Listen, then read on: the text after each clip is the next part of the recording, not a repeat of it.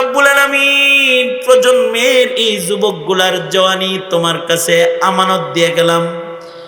যৌবনের গুনাহ থেকে ওদের হেফাজত করো, যৌবনের ইবাদত করার যোগ্যতা ওদের তুমি দান করো আল্লাহ রব্বুল আলামিন।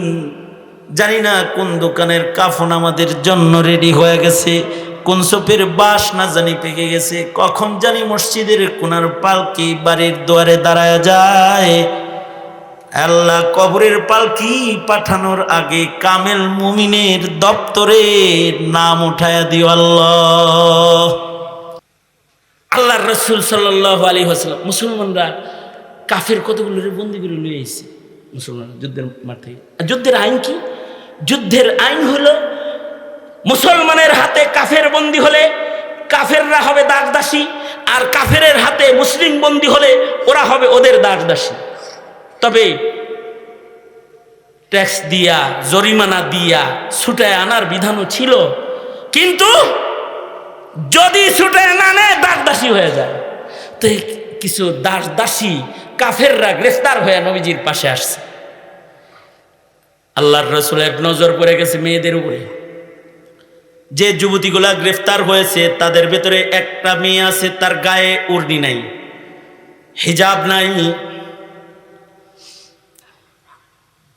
বড় লোকরা গরিব হয়, এরা বড় কাপড় কেনার টাকা থাকে না, মদ কেনার টাকা থাকলেও বোরকা কেনার টাকা। ছোট ছোট যত পোশাক আছে এগুলো দেখবেন ধনীরা কিনে, যেগুলো পরলে পর্দা নষ্ট হয়, দেহ প্রদর্শন হয়, এগুলো কিনে বেড়ায়। একটা ধনীর মেয়ে অর্ধলঙ্গ পোশাক পরে দাঁড়িয়ে আছে। আল্লাহর রাসূল সাথে সাথে নিজের গায়ের মুআজ্জাম চাদর, আল্লাহর নবী নিজের গায়ের চাদরটা খুইলা সাহাবীর হাতে দিয়ে বলে, এই সাহাবী, মুশরিক মেয়েটার দেহ ঢেকে দাও। আল্লাহু আকবার। তুমি মুসলিম হয়ে মুসলমানের দেহের হিজাব টান দিয়া খোলার হাত তোমার হয়েছে, ইসলাম নাই দেখে পারছস, কবজা কাইটা দেওয়া হইতো সাথে সাথে তোর। বেয়াদব কোথাকার। ইসলাম তো মুসলিম রমণীর আবরু ইজ্জত শুধু ঢাকে তা না, কাফেরদের আবরু ঢাকে। আল্লাহর রাসূল নিজের গায়ের চাদর এটা খুইলা দিয়ে দিলেন, যাও ওর পর্দা করে দাও, ওর দেহ ঢাকা দাও। যখন নবীজি নিজের গায়ের চাদরটা খুইলা দিছে, মুসলমানরা চিৎকার শুরু করছে, সাহাবীরা, হায় হায়, নবীর গায়ের চাদর একটা মুশরিক মেয়ে পায়া গেল গা। কারণ যেই চাদরের সাথে নবীর দেহের ছোঁয়া লাগছে এটার তো অনেক দাম। নবীজির গায়ের সাথে যে মাটির ছোঁয়া লাগছে, মাটির অনেক দাম। মদিনার মাটি আল্লাহর কাছে আরশের চাইতে দাম। মদিনাতুল মুনাওয়ারাতে রাসূলের ঘরে আছেন নবীর বিবি আবু সুফিয়ান, তখনও পর্যন্ত কালেমা পড়ে মুসলমান হয় নাই। মাঝে মধ্যে নিজের মাইয়ারে দেখতে মদিনায় যাইতো। একবার রাসূলের ঘরে ঢুকছে নিজের মেয়েরে দেখতে। হযরত উম্মে হাবিবা আম্মা জান যখন দেখছে আবু সুফিয়ান আসতেছে, সাথে সাথে উম্মে হাবিবা রাদিয়াল্লাহু আনহা আমাদের আম্মা জান খাটের উপরে যে চাদর বিছানো ছিল এটার একটাই না তুলে ফেলছে। আবু সুফিয়ান জিনিসটা দেখে ফেলেছে। ঘরে ঢুইকা কথা না বইলা আগে বলে, বা পাইছে, তোর ঘরে উচিত হলো চাদর বিছাবি, চাদর তুললি কেন? আমি কি ওই চাদরে বসার উপযুক্ত না, নাকি ওই চাদর আমার উপযুক্ত না? সেরা চাদর ছিল, কোনটা কি তুললি কেন? জানতে চাই। হযরত উম্মে হাবিবা আমাদের আম্মা জান উনি মাথাটা নিচের দিকে তাকায় বলে, আব্বা, বাপ হিসাবে সন্তানের কাছে তোমার জায়গা শ্রেষ্ঠ আসনে আছে, কিন্তু বাবা, যেই চাদরটা আমার খাটের উপরে বিছানো ছিল এটা আমার নবীর চাদর। এই চাদরের উপরে ঘুম যায় সাইয়্যিদুল মুরসালিন রাহমাতুল লিল আলামিন। বাবা গো, রহমাতুল্লিল আলামিনের চাদরের উপরে মুশরিক বাপেরে বসতে দেওয়া আমি ইমানদার একটা নারীর কাজ না। তুমি এই চাদরে বসলে আমার নবীর গায়ের চাদরের সাথে বেইজ্জত হয়ে যায়। এ কারণে নবীর গায়ের চাদরটা টান দিয়ে তুলে ফেলেছি। সাহাবীদের কাছে নবীর গায়ের পোশাকের এরকম দাম। সাহাবীর কাছে রসুলের দেহের ঘামেরও অনেক দাম। নিজের দেহ নবীজির সাথে লাগানোর চেষ্টা করত। আর নবীর দেহের সাথে দেহ লাগলে হতে পারে এ দেহ দোজকে আর জ্বলবে না। সাহাবী নবীর হাতের লাঠি হাদিয়া পাইছে। বাবু সালাতি তালিবি ওয়াল মাতলুব শিরোনামে হাদিস আসছে। নবীজি লাঠি হাদিয়া দিছে এক সাহাবীরে। সে লাঠিটা নিয়ে মকমল দিয়া পেঁচায়া বাড়িতে যায় বিবি বাচ্চাদেরকে ডাইকা কয়, এটা আমার রাসূলের হাতের লাঠি, আমি মরে গেলে আমার কবরে দিয়ে দিবি আমার সাথে। এটা নিয়ে আমি কবরে থাকবো, এটা নিয়ে হাসরে দাঁড়াবো। এটা রাসূল আমারে দিছে, রাসূল আমারে আদর করতো। লাঠি দেখা মহান আল্লাহ বুঝবে তার রাসূল আমারে আদর করে। নবীর গায়ের জামা এটা মুসলমান চায়, কিন্তু মুশরিকে পাইতাছে। সাহাবীরা চিল্লাইতাছে, হায় হায়, একটা মুশরিকে রাসূলের গায়ের চাদর পায় গেল। আল্লাহর রাসূল বললেন, এই থামো থামো, আমার কাছে মুশরিক মেয়ের ইজ্জতেরও অনেক দাম। আমার চাদরটা দিয়ে তার ইজ্জত ঢাইকা দাও। সাহাবীরা যা চাদরটা দিয়া মহিলাকে বোরকা পরায় দিছে। এর নবীর গায়ের চাদর লাগছে না ভিতরে, ইমান ঢুকে গেছে। আস্তে আস্তে নবীর কাছে আসছে, আয়েশা বলে, ওগো আল্লাহর নবী, আপনি কি আমারে চিনছেন নি? আমি কিন্তু হাতিম তায়ের কন্যা। আল্লাহর রাসূল বললেন, তুমি হাতিম তায়ের কন্যা, তোমার বাবা তো ভালো মানুষ ছিল, তোমার বাবা মানুষের উপকার করত, ভালো মানুষের কন্যা হয়ে যুদ্ধে গ্রেফতার হইছ, যাও, তোমার বাবার সম্মানে তোমাকে মুক্তি দিয়ে দিলাম।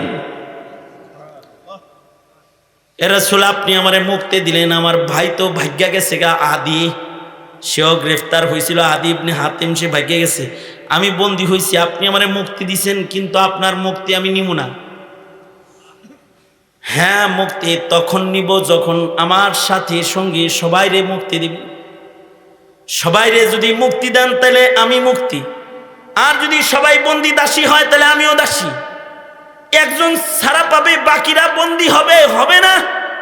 আল্লাহর রাসূল হেসে দিয়া বলে, তোর আখলাক তো খুব সুন্দর, তোর বাবার ভেতরেও সাখাওয়াত, তোর ভেতরেও সাখাওয়াত।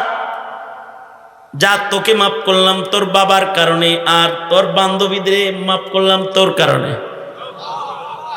যা, সব মুক্ত করে দিলাম, মাফ করে দিলাম। খুযিল আফওয়া ওয়া'মুর বিল উরফি ওয়া আ'রিজ আনিল জাহিলিন। নবীজি মাফ করে দিলেন। মাফ করে দেওয়ার সাথে সাথে মেয়েগুলা সব মিলা একসাথে নবীজি সামনে দাঁড়ায়া বলতেছে, ও আল্লাহর নবী, দুনিয়ার জেলখানার থেকে মুক্তি দিলেন, দোজকের জেলখানার থেকে বাইর করবেন না আমাকে। নবীজির আখলাক দেখে সব কালেমা পড়ে মুসলমান হয়ে গেছে। আল্লাহর রাসূল তাদেরকে বললেন, তোমরা কি মদিনায় থাকবে না, চলে যেতে চাও যার যার বাড়ি? যাও, তাহলে তোমরা যার যার বাড়ি চলে যাও। একা কেমনে যাইবা? সাহাবায়ে কেরামদেরকে দায়িত্ব দিলেন যে তোমরা তাদের বাড়ি বাড়ি পৌঁছে দিয়ে আসো। আদি ইবনে হাতিম, হাতিম তায়ের ছেলে, হাতিম তায়ের বাড়িতে আছে। হাতিম তায়ের মেয়েকে দুই সাহাবী পাহারা দিয়া বাড়িতে লয়ে গেছে। আদি দরজায় নিজের বোন দেখা কয়, কিরে তুই আইলি কেমনে? কোনো জিজিয়া দিলাম না, চান্দা দিলাম না, জরিমানা দিলাম না, আর তুই বাড়ি চলে আসছস, কেমনে আইছস? কয়, মুহাম্মদ সাল্লাল্লাহু আলাইহি ওয়াসাল্লাম আমাকে মুক্ত করে দিছে, তুই ভাগ্যে আইছস আর আমারে মুক্তি দিয়ে দিছে। এত কথা বলিস না, এ বাড়িতে তোর জায়গা নাই। কারণ দুইটা যুবকের সাথে তুই মদিনা থেকে শামের শেষ প্রান্ত পায়ে হাইটা রাত দিন পাহাড়ি এলাকা দিয়া সফর করে আইসস। এই দুই যুবকে না জানি জঙ্গল পাহাড়ের গুহায় চিপায় চাপায় তোর ইজ্জত কতবার না জানি লুণ্ঠন করেছে। তোর মতন নাপাক বোন আমার বাড়ি জায়গা নাই। সাথে সাথে হাতিম তায়ের কন্যা গরম হয়ে বলে, আদি মুখ সামলায় কথা বলো, কাদেরকে বলতেছো? ওরা আমার ইজ্জত নিয়েছে। ওরা হলো মুহাম্মাদুর রাসূলুল্লাহ সাল্লাল্লাহু আলাইহি ওয়াসাল্লামের ছাত্র। নবীজির কাছ থেকে ওরা এমন চরিত্র শিখছে, ওদের কাছে মায়ের ইজ্জতের অনেক দাম। ওরা দুই যুবক, শুধু যুবক না, ওরা রাসূলের ছাত্র হিসেবে চরিত্রবান যুবক। মরুপ্রান্তরের পথে, পাহাড়ের চিপায়, জঙ্গলেও এই দুই মুসলিম যুবকের কাছে আমার ইজ্জত যতটা নিরাপদ ছিল, তুমি ভাইয়ের ঘরেও অতটা নিরাপদ আমি মনে করি না। আসছিলাম পিতার বাড়ি হিসাবে, বাবার বাড়ি আসছিলাম। তুমি যেহেতু জাগা দিবা না, তোমার মতো জালিম ভাইয়ের কাছে থাকবো না। চরিত্রের শিক্ষক সরওয়ারে দু আলম নবীর দরবারে আবার চললাম। আদি কেঁদে দিয়ে বলে, তাই নাকি? তুই মুসলমান, তাহলে তুই একাই জান্নাতে যাবি, আমার লয়ে চল। নিজের এলাকার সকলকে মুসলমানের চরিত্র দেখিয়ে সবাইকে নিয়ে এরা মুসলমান হয়ে গেছে। এজন্যে নবীজি আসছেন চরিত্র লইয়া। ইন্নাকা লাআলা খুলুকিন আযীম। আমাদের নবীজিকে আল্লাহ তাআলা সর্বোত্তম চরিত্র দান করেছেন। জাতির চরিত্র ঠিক করার জন্য দ্বীনি নসিহত, পীর মুরিদের মেহনত, দাওয়াত ও তাবলীগ, এগুলো হলো সামান। এই যে রাত জায়গায় জায়গায় বয়ান করা হইতেছে, চরিত্রের বয়ান। মাদ্রাসায় ইলম শিখায়, চরিত্র শিখায়, দাওয়াত ও তাবলীগ চরিত্র শিখায়। কিন্তু যারা ইহুদির এজেন্ট হিসেবে জমিনে কাজ করে, তারা এর চরিত্রের তালিম বন্ধ করতে চায়। তারা কিন্তু প্রজ্ঞাপন দিয়া নাচ গান চালু করতে চায়। যেমন শেখ হাসিনা ধর্মকর্ম করতে বলে নাই, কিন্তু উৎসবে সকলকে যাইতে বলেছে, যে ধর্ম যার যার উৎসব সবার। আর ডক্টর ইউনূস করলো কি? গানের শিক্ষক নিয়োগ দাও। আচ্ছা, গান শিখলে পরে কি হবে? নাচ শিখবে, গান শিখবে, চরিত্র নষ্ট করবে। গানের শিক্ষক নিয়োগ দিতে চায় প্রতিটি স্কুলে। আলেমরা কথা বলল তো প্রজ্ঞাপন বন্ধ হলো। কিন্তু এখন যে আমরা বলি যে ধর্ম শিক্ষক নিয়োগ দিয়া চরিত্র শিখাও, হালাল হারাম শিখাও, ধর্মকর্ম শিখাও, ইউনূস, ডক্টর ইউনূস বয়রার মতো বসে আছে, কানে শুনে না। এই যে দেশের আলেমরা বলতেছে যে আমাদের স্কুল, আমাদের কলেজে ধর্ম শিক্ষার গুরুত্ব দাও, আর সে সমকামী আমদানি করতে চায় বাংলাদেশে। মানবাধিকার কমিশন অফিস বাংলাদেশে স্থাপন করার উসিলায় সমকামীদেরকে বাংলাদেশে আনার চক্রান্ত করেছিল। এটাও ঠেকাইছে উলামায়ে কেরাম। এই মৌলবীরা যে রাজনীতি করে অথবা মাঠে ময়দানে কথা বলে, চেয়ারের জন্য না। এই রাজনীতির চেয়ারে বসে যারা এদেশের মুসলমানদের চরিত্র নষ্ট করতে চায়, ঈমান নষ্ট করতে চায়, তাদের বিরুদ্ধে বিপ্লব করার জন্য মৌলবীরা রাজনীতির মাঠে দাঁড়ায় যায়। যারা আওয়ামী লীগ, বিএনপি, জাতীয় পার্টির রাজনীতি দীর্ঘদিন করে আসছে, তারা কয় যে এই মৌলবীরা মসজিদে ছিল, দাঁড়াও, এই মৌলবী দাঁড়াও, এই মৌলবীরা মসজিদে ছিল। এরা মনে করে যে আমরা আগে নৌকা, ধানের শীষ, লাঙ্গল এগুলো রাজনীতি করছি, এগুলো ছিল মসজিদের ভিতরে তসবিহ, জায়নামাজ, পাগড়ি লয়ে। এটি রাস্তায় এসে গেল। আমরা তো দিয়ে রাখছিলাম তোমাদের কি, তোমরা যে এর এত কুব্যবহার করবা, এটা তো আমরা বুঝা সারি নেই। তবে আমাদের বাপ দাদারা বুঝা আবার তওবার রাজনীতি শুরু করেছে। এই নোয়াখালীর সন্তান হাফিজ হুজুর রহমতুল্লাহ আলাইহি তওবার রাজনীতি করে বটগাছ মার্কায় প্রথম ইলেকশন করেছিলেন। এই স্বাধীনতার পরে আলেম ইলেকশন করেছে, এজন্য ইলেকশনের মাধ্যমে যারা সিলেকশন হয়ে জাতির চেয়ারে বসে ওরা যেন ভিনদেশি দাদাদের গোলাম হয়ে না যায়, এগুলো ঠেক দিতে হবে। সুতরাং শেষ কথা হলো, নিজের সমাজ, নিজের রাষ্ট্রের চরিত্র রক্ষার্থে ইসলামকে সমাজে প্রতিষ্ঠিত করার বিকল্প আর কোনো রাস্তা আমাদের জন্য খোলা নাই, এটা স্মরণ রাখবেন। কারণ চরিত্র নষ্ট হয়ে গেলে সব নষ্ট হয়ে যায়। কারণ চরিত্রই বড় ধন, আর চরিত্র যাদের সুন্দর তাদেরকে আল্লাহ জান্নাত দান করবেন। সোজা করেন, বলেন ইয়া আল্লাহ, আমরা আমাদের প্রজন্মের সন্তানদের চরিত্র সুন্দরের জন্য মেহনত করব। মেহনত করব। কি করবেন? বেশি বেশি নাটক সিনেমা দেখেন না, কি বলেন? দ্বীনি তালিম, তরবিয়াত এগুলো চালু রাখবো ইনশাআল্লাহ। জোরে করে বলেন ইনশাআল্লাহ। আল্লাহ কবুল করেন। সবাই ইস্তিগফার করেন। আস্তাগফিরুল্লাহ রাব্বি মিন কুল্লি যামবি ওয়া আতুবু ইলাইহি লা হাওলা ওয়ালা কুওয়াতা ইল্লা বিল্লাহিল আলিয়্যিল আযীম। আস্তাগফিরুল্লাহাল্লাযী লা ইলাহা ইল্লা হুয়াল হাইয়ুল কাইয়্যুম ওয়া আতুবু ইলাইহি। আস্তাগফিরুল্লাহাল্লাযী লা ইলাহা ইল্লা হুয়াল হাইয়ুল কাইয়্যুম ওয়া আতুবু। আল্লাহ আল্লাহ আল্লাহ, সবাই ইস্তিগফার করেন। আস্তাগফিরুল্লাহ রাব্বি মিন কুল্লি যামবি ওয়া আতুবু ইলাইহি লা হাওলা ওয়ালা কুওয়াতা ইল্লা বিল্লাহিল আলিয়্যিল আযীম। আস্তাগফিরুল্লাহাল্লাযী লা ইলাহা ইল্লা হুয়াল হাইয়ুল কাইয়্যুম ওয়া আতুবু ইলাইহি।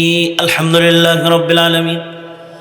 والصلاة والسلام على سيد الأنبياء والمرسلين محمد وعلى آله وأصحابه أجمعين।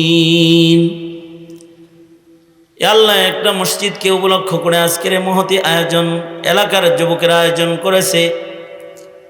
গোলাম চরিত্র নষ্ট না হয় এ ব্যাপারে তোমার গোলামদেরকে তাম্বিহ, সতর্ক বাণী তোমার বান্দাদের কানে পৌঁছাবার চেষ্টা করেছে। রাব্বুল আলামিন, ইয়া আল্লাহ, মধ্যরাত দরদ নিয়ে বসে তোমার বান্দারা দু চার কথা শুনেছে, সাদাকার আমল করেছে, দুইটা হাত ভিক্ষুকের মতো বাড়ায় ধরেছে।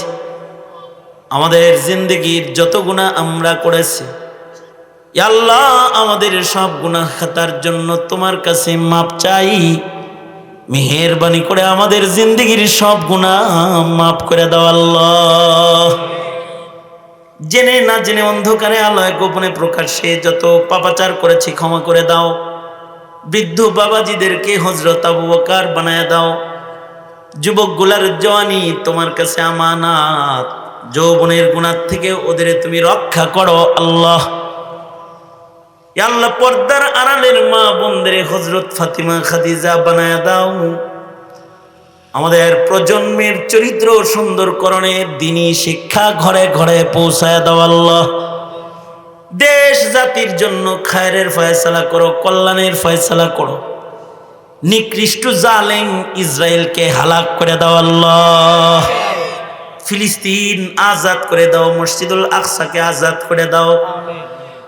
রব্বুল আলামিন, এই দেশ স্বাধীনতার সার্বভৌমত্বকে তুমি রক্ষা করো রব্বুল আলামিন। এই মসজিদের প্রতিষ্ঠাতা এবং এই মসজিদের খাদেম খুদ্দাম যারা কবরে চলে গেছে, এই এলাকার যত মাইত কবরের বাসিন্দা হয়ে গেছে, আল্লাহ গো, তাদের মা বাবার কবর জান্নাতের বাগান বানায় দাও আল্লাহ। রব্বুল আলামিন, জীবনের এমন কোনো মুনাজাত বাদ নাই যে মুনাজাতে মা বাবার কথা বলি নাই।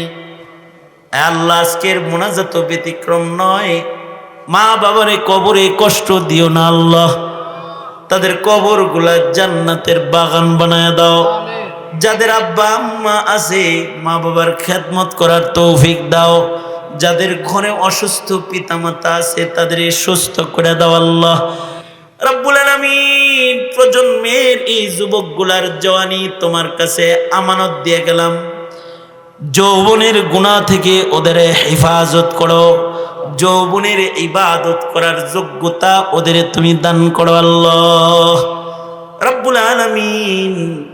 জানি না কোন দোকানের কাফন আমাদের জন্য রেডি হয়ে গেছে, কোন সোপের বাস না জানি পেকে গেছে, কখন জানি মসজিদের কোনার পালকি বাড়ির দুয়ারে দাঁড়ায় যায়। আল্লাহ কবরের পালকি পাঠানোর আগে কামেল মুমিনের দপ্তরে নাম উঠায়া দিও আল্লাহ।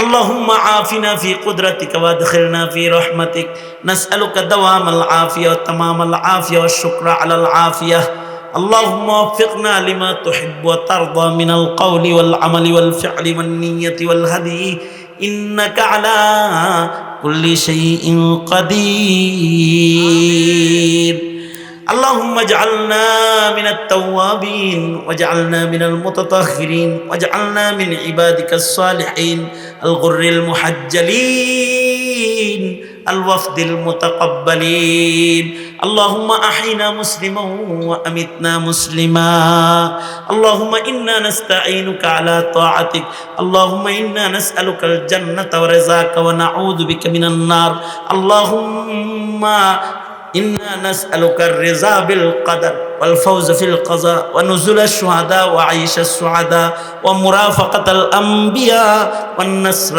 على الأعداء اللهم اكفناه بما شئت اللهم إنا نجعلك في نحورهم ونعوذ بك من شرورهم سبحان ربك رب العزة عما يصفون وسلام على المرسلين والحمد لله رب العالمين السلام عليكم ورحمة الله وبركاته